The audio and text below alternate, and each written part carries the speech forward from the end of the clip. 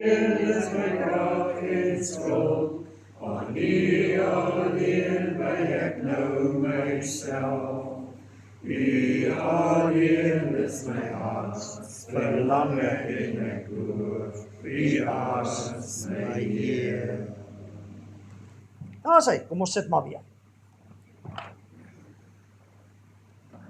Ons sê baie welkom vir ons broers en susters wat ook aanlyn na die opname van hierdie erediens kyk. En natuurlik aan elkeen van julle wat in die warm aand kerk toe gekom het. Dit is baie lekker om julle ook vanaand hier te sien. Kom ons buig die hoofde en dan bid ons eers saam.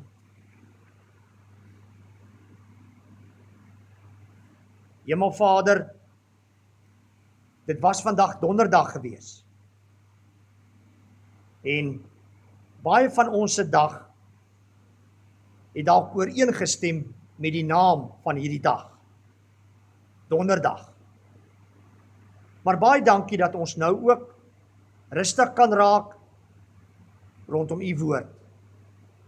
Rustig kan raak saam met medegelowiges, waar ons deel is van ons gemeente se week van gebed, ook vanaand. Baie dankie dat U so helder en so duidelik met ons gepraat het, vanaf Sondag en elke aand tot hier toe. Ons sien daarna uit om te hoor wat U ook vanaand vir ons, deur die Heilige Gees, uit Openbaring 3 wil sê. Spreek, Heer, U kinders luister. In Jesus se naam, amen. Ons lees vanaand die brief aan die gemeente in Philadelphia, en spesifiek daar uit Openbaring 3, vers 7 tot 13. Openbaring 3, vers 7 tot 13. En ons lees daar vanaf vers 7. Skryf ook aan die boodskapper van die gemeente in Philadelphia. Dit sê die Heilige, die ware, wat die sleutel van Dawid hou, wat oopmaak en niemand sal dit toesluit nie. Wat toesluit en niemand sal dit oopmaak nie. Ek ken jou dade. Kyk, ek het voor jou 'n oop deur gegee, wat niemand kan sluit nie. Al is jou krag min, het jy vasgehou aan my woord, en het jy my naam nie verloon nie. Kyk, ek laat toe, dat daar mense uit die sinagoge van Satan kom, wat beweer dat hulle Jode is, en dit nie is nie, maar lieg. Kyk, ek sal sorg, dat hulle kom, en voor jou voete neerbuig, en erken, dat ek jou liefhet. Omdat jy aan my opdrag gehoorsaam was, om te volhard, sal ek jou ook bewaar, in die uur van beproewing, wat oor die hele bewoonde wêreld gaan aanbreek, om die bewoners van die aarde op die proef te stel. Ek kom gou. Hou vas aan wat jy het, sodat niemand jou oorwinnaarskrans wegneem nie. Wie oorwin, sal ek 'n pilaar in die tempel van my God maak, en hy sal nooit weer daar uitgaan nie. Verder sal ek ook die naam van my God daarop grafeer, en die naam van die stad van my God.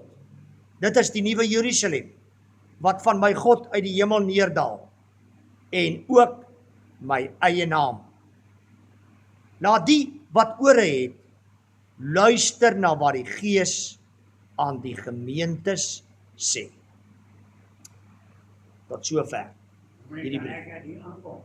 Ek sien dat plakkaat hier van die leraar, die boodskapper, Ja, in plaas van die leraar. ja, dis 'n baie interessante punt daar, Jenkins. En dit gaan eintlik my boodskapper en ek dink die regte term, maar Ja. dat jy as leraar dan ook boodskapper, die boodskap van die Here aan ons hier as gemeente oordeel. Dis reg. Julle Jenkins, ek dink ek het dit Sondag genoem ook, en dit is 'n belangrike punt wat Jenkins maak oor die verskil tussen die twee vertalings. As julle na die 1983 vertaling sou kyk, dan kom die woord skrywe aan die leraar. daarvoor. Terwyl as mens na die 2020 vertaling kyk wat ons nou die hele week lees, dan is die term daar skrywe aan die boodskappe. Nou as 'n mens streng gesproke na die letterlike betekenis van die woord in die Grieks kyk wat hier gebruik word, dan staan daar letterlik boodskappe. Nou natuurlik in die konteks van gemeentes is die leraar en die dominee maar die boodskappe. Maar as mens letterlik wil vertaal soos wat die doel is van die 2020 vertaling, het hulle daarom gekies vir die term boodskappe. Nou, dis ook waar wat Jenkins sê, want dit maak dit moontlik vir ons om te onthou dat hierdie brief is nie net vir die leraar as die boodskapper geskryf nie, dis ook vir elke lidmaat in daai gemeente geskryf. En omdat ons nou daai briewe op onsself aan toepassing maak in ons eie gemeente hierdie week, is die briewe nie net aan my geskryf nie, ja, aan my ook, maar ook aan elkeen van julle in die gemeente. So daardie woord boodskapper is nogal baie veelzeggend. Nou vriende, Philadelphia, die stad Philadelphia, het nie soos die ander stede, waarby ons tot dusver stil gestaan het, 'n lang geskiedenis gehad nie. Die stad is eers gedurende die 2de eeu voor Christus aangelê, wat eintlik wat beteken dit was in vergelyking met die ander stede 'n relatiewe jong stad. En dit is aangelê teen die hange van die Tumulusberg in die destydse Klein-Asië, vandag bekend as Turkye. Die naam Philadelphia vir daai stad is baie interessant en nogal ook veelzeggend. Want hierdie naam Philadelphia is saamgestel uit 2 Griekse woorde wat broederliefde beteken. As 'n mens bietjie verder kyk na die wel en wee van die stad Philadelphia in daardie tyd, dan was dit veral bekend vir sy wynbou en wingerdstokke, wat besonder goed gevaar het daar in die vulkaniese grond. Daar was baie vulkaniese grond in daai omgewing. En as mens dink aan die wynbou en die wingerdstokke, dan is daar nog 'n ooreenkoms tussen hierdie omgewing en die Kaapse Boland, die Kaapse wynlande. 'n Verdere interessantheid van hierdie stad is, dat die gebied waar die stad aangelê is, was uilbevolk. Daar was nie so baie ouens wat daar gebly het nie. En daar's 'n baie goeie rede daarvoor. Hulle wou nie daar bly nie, weens die gevaar van aardbewings. Nou, dit is ook interessant, né? Julle gaan net nou sien hoe die aardbewings nogal belangrik is in terme van die boodskap van aan hierdie gemeente. Maar dis nie die eerste keer in hierdie briewe dat ons agterkom wanneer ons na die geskiedenis van hierdie stede kyk dat aardbewings baie algemeen was in hierdie strook nie. En as julle 'n bietjie kyk na die moderne nuus, die huidige Turkye, hoeveel keer die afgelope paar jaar was daar juis nie aardbewings in hierdie gebied gewees nie. So van die Bybelse tyd af wemel dit maar van aardbewings en is dit eintlik 'n relatief gevaarlike plek om te bly. En daarom was die ondertoon in hierdie stad Philadelphia eintlik maar bietjie angstig en baie ernstig. Want die mense het voortdurend onder die indruk geleef dat die stad enige oomblik vernietig kan word deur 'n aardbewing. Vandag is daar mos hier en daar klein aanduidings wat 'n mens kan waarsku, alhoewel dit nie altyd ook so effektief is nie. Daardie tyd was daar niks. So die aardbewing kon enige tyd plaasvind en hulle kon enige tyd vernietig word. En natuurlik het hierdie angstigheid, hierdie onsekerheid van die stadsbewoners ongetwyfeld ook 'n invloed gehad op die gees van die gemeente in Philadelphia. Interessant, as 'n mens verder na die geskiedenis kyk, dan is die stad inderdaad in die jaar 17 voor Christus deur 'n aardbewing verwoes. Hulle grootste vrese is toe bewaarheid, maar die stad is later weer opgebou. Dis die stad Philadelphia. En in die stad Philadelphia was daar 'n gemeente, 'n Christelike gemeente, die gemeente van Philadelphia. Hierdie gemeente van Philadelphia was eintlik maar klein in vergelyking met die ander gemeentes. Nie so groot in terme van getalle en aktiwiteite en bedieninge nie. Maar hulle was bekend vir hulle sendingywer. Die ouens was ernstig oor sending. Die besef van hoe kortstondig die lewe is, omdat hulle die hele tyd onder die vrees geleef het van 'n aardbewing wat alles kon beëindig, het by hulle 'n gees van dringendheid geskep om Jesus se boodskap uit te dra en by mense in hulle omgewing uit te bring voordat dit te laat is. Nou wanneer Jesus homself aan hierdie gemeente voorstel in hierdie brief, dan doen hy dit op 'n baie besondere manier in vers 7. Hy sê daar: "So sê die heilige, die ware, hy wat die sleutel van Dawid het, wat oopsluit en niemand sal dit weer toesluit nie, en toesluit en niemand sluit dit weer oop nie." Hier verwys Jesus na 'n ou met die naam Eljakim, wat volgens Jesaja 22 die sleutels van koning Dawid se paleis gedra het. Hy was die sleuteldraer. En hy het oopgesluit sodat mense in die paleis kon binnegaan en toegesluit sodat niemand weer toegang tot die paleis kon kry nie.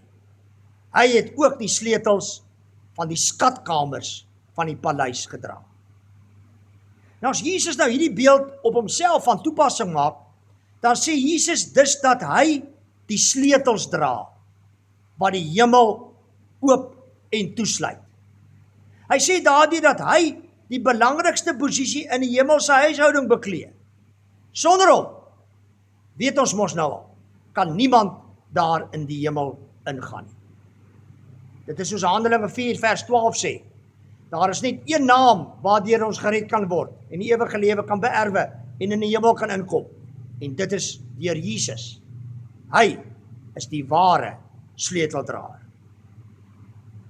Nou vat Jesus in hierdie brief hierdie beeld van die oop en die toesluit. En hy werk 'n bietjie verder daarmee. En hy sê verder: "Kyk, ek het 'n deur voor julle oopgemaak." Hy praat nou met die Philadelphia gemeente. Hy sê: "Kyk, ek het 'n deur voor julle oopgemaak en niemand kan dit toesluit nie."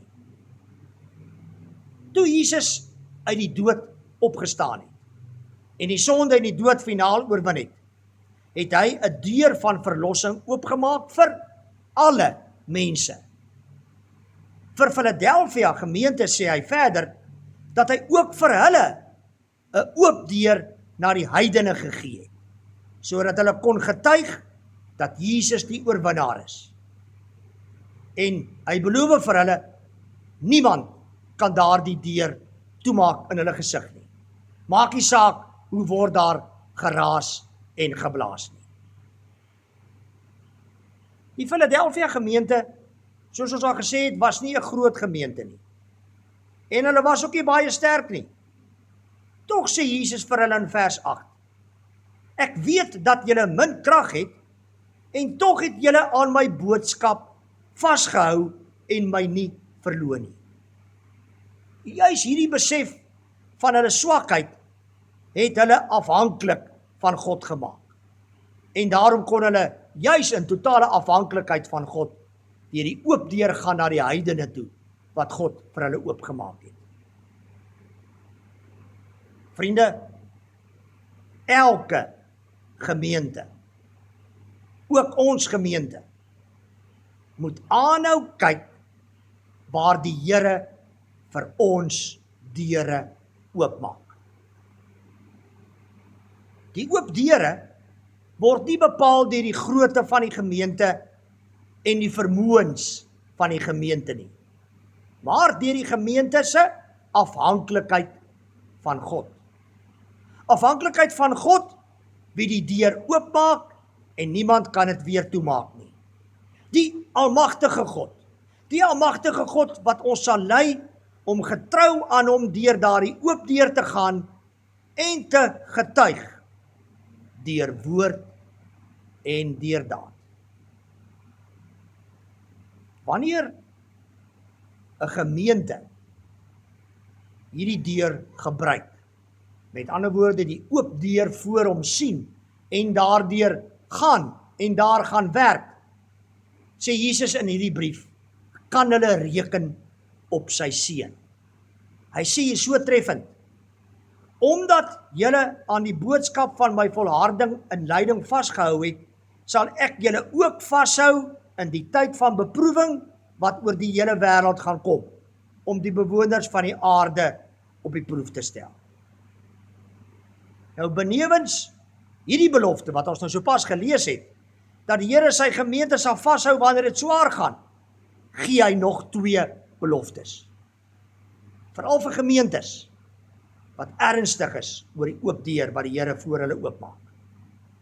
Die eerste belofte, hy sê, elkeen wat die oorwinning behaal, sal ek 'n pilaar in die tempel van my God maak, en hy sal vir altyd daar bly. In daardie tyd het die groot tempel se dakke op massiewe pilare gerus.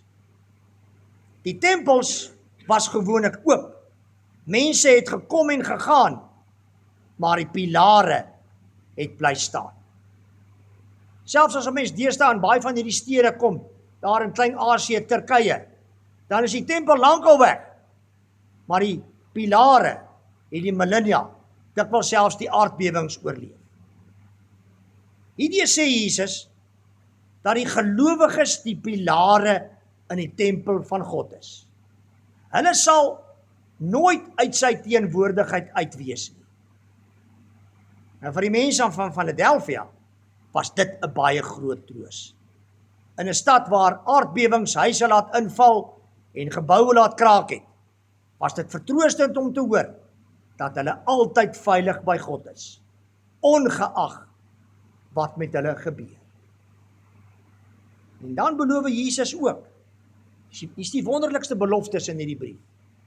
Hy sê, ek sal op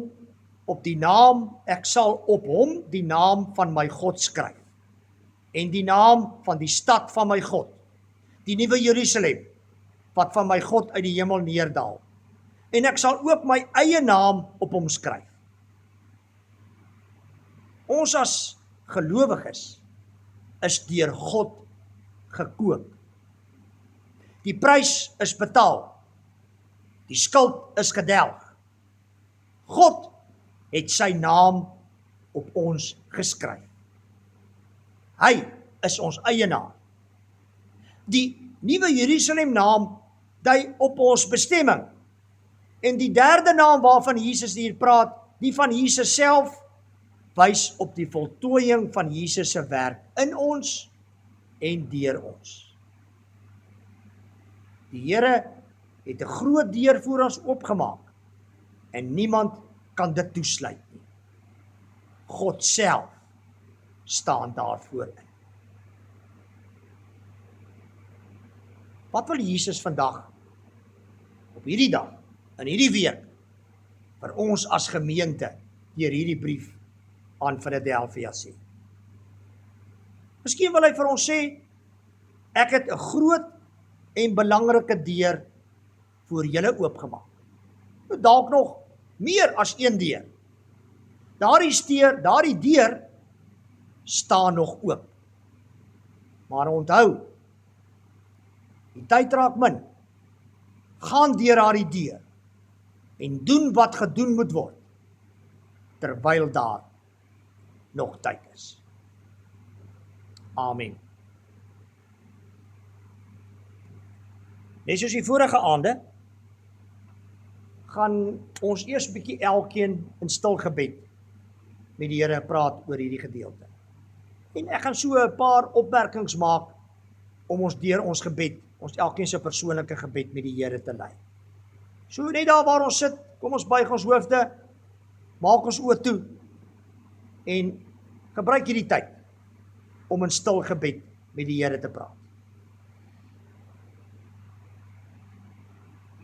Dink 'n bietjie aan jouself en aan die feit dat jy weet die Here wil jou ook gebruik in sy koninkryk. Hy wil jou ook gebruik om sy woord verder uit te dra. Hy wil jou ook gebruik om deur die oop deur te gaan en sy goeie nuus te bring. Maar miskien voel jy soos baie van ons swak en klein. net soos die gemeente van Philadelphia daar kon gevoel het, omdat hulle nie groot en sterk was nie. Ek dink die Here verstaan as ons so voel. Die Here verstaan as jy ook so voel.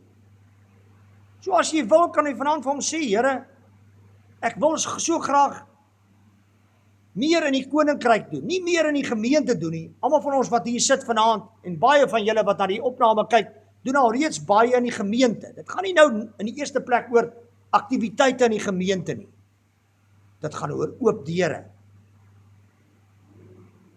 Miskien, as jy wil, kan jy vanaand vir die Here sê, Here, ek weet, U wil my meer gebruik. Maar Here, ek is so swak. Ek is dalk nie gekwalifiseer daarvoor nie. Ek is bang. Ek weet nie hoe nie.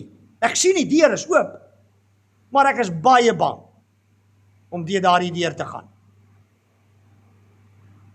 As jy wil, kan jy dit vanaand vir die Here sê.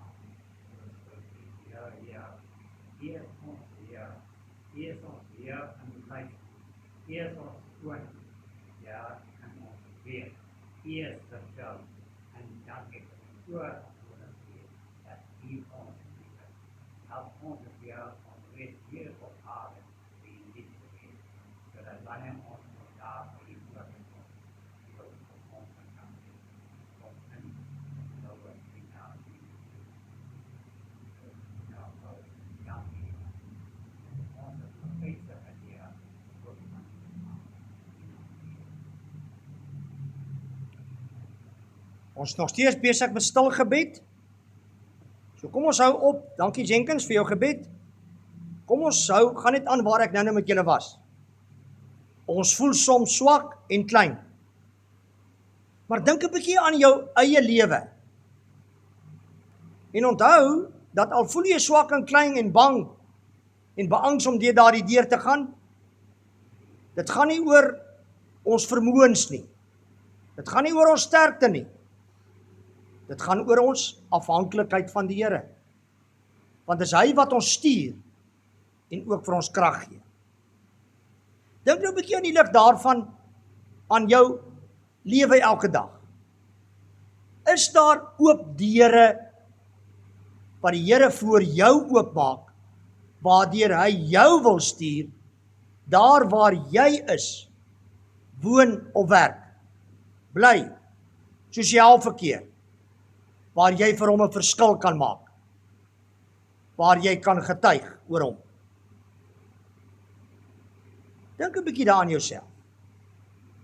En as jy mooi dink, gaan jy agterkom, daar is sulke deure. Ons elkeen het sulke deure.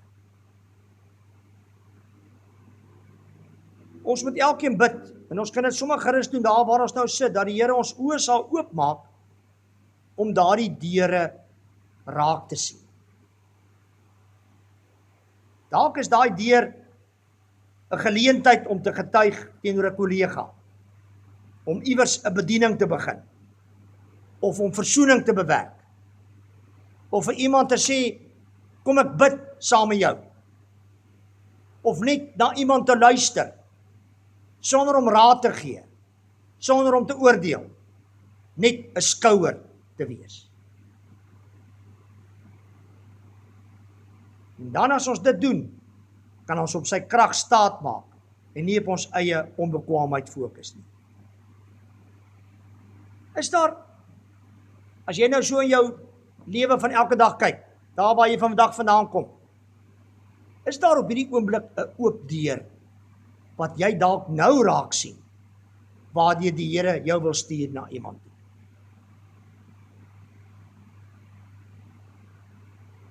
As jy aan so 'n oop deur kan dink,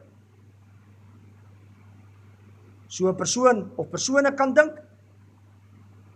vra sommer nou vir die Here om jou te wys wanneer om deur daardie deur te gaan en wat om te doen as jy daardeur gegaan het.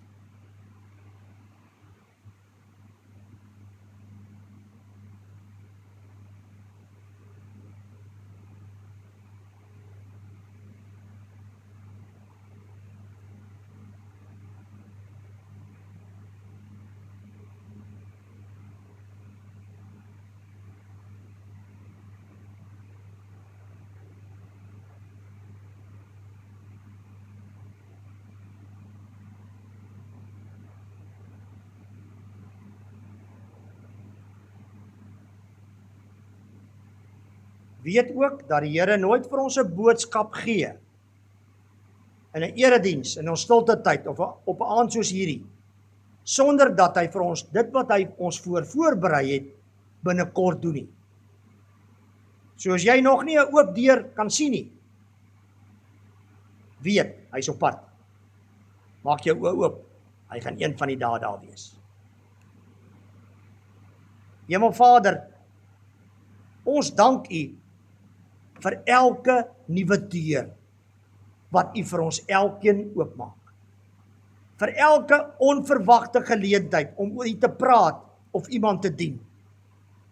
O Here, gee asseblief vir ons die moed en hierdie wysheid om hierdie oop deur met geloof en in totale afhanklikheid van U te betree.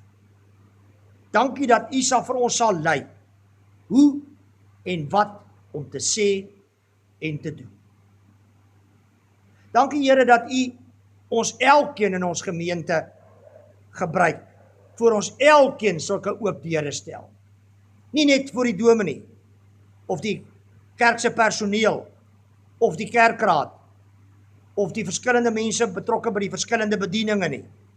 Elkeen van ons kry elke dag sulke oop deure. Dankie dat U ons gebruik. Wat 'n voorreg om so U instrument te wees.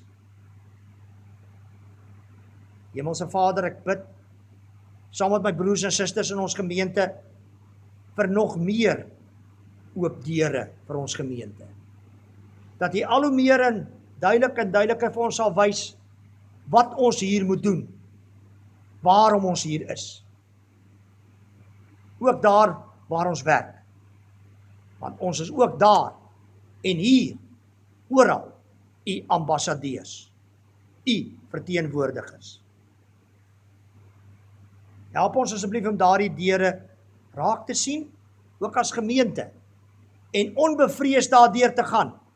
Al maak dit nie sin nie, al klink dit hoe onlogies, gee vir ons die moed en die krag deur die Gees om die uitdaging te aanvaar.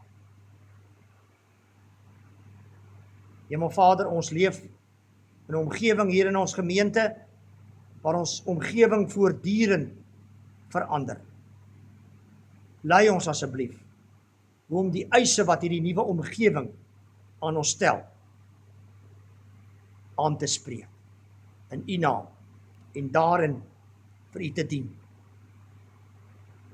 Ons bid ook, Hemelvader, dat U juis in 'n tyd soos hierdie, in Suid-Afrika se tyd, in die wêreld se tyd, vir ons as gemeente en elkeen van ons, want ons gemeente is ons elkeen, sal gebruik om vir die wêreld te wys hoe gelowiges regtig moet optree. Dikwels is dit die oop deur. Ons vriende, selfs soms ons medegelowiges, hanteer die uitdagings van die wêreld op 'n bepaalde manier. En die nuus en alles wat daarmee saamgaan. Maar Here, U wys oor en oor vir ons in U woord, ons mag nie soos die wêreld optree nie. U verwag totaal en alle teenoorgestelde ander optrede, siening van ons kant af. Maar dit gaan ons nie uit ons eie uit kan doen nie. Ons kan niks eintlik uit ons eie uit doen nie. Ook nie deur hierdie deur gaan wat U vir ons oopmaak nie. O Heilige Gees, lei ons asseblief daarin. Dankie Here vir U wat saam met ons, wat voor ons, wat langs ons, wat agter ons deur elke deur gaan. In Jesus se naam. Amen. Kom ons sluit af met op bladsy 136. Bladsy 136. Die lied oor die liefde. En natuurlik is die beste manier, soms die enigste manier om deur oop deure te gaan wat die Here op ons pad bring, is deur sy liefde eenvoudig uit te dra en uit te leef. Baie keer is dit genoeg en al wat die Here van ons verwag. Kom ons sing hierdie lied nommer 40 op nommer as dit bladsy 40, ja. Ek gou seker maak op my bladsytjie 136. Nou kom ons sing lied nommer 40 en daar's al 3 die verse. En dan sing ons praat ek mense engele tale. Terwyl ons staan.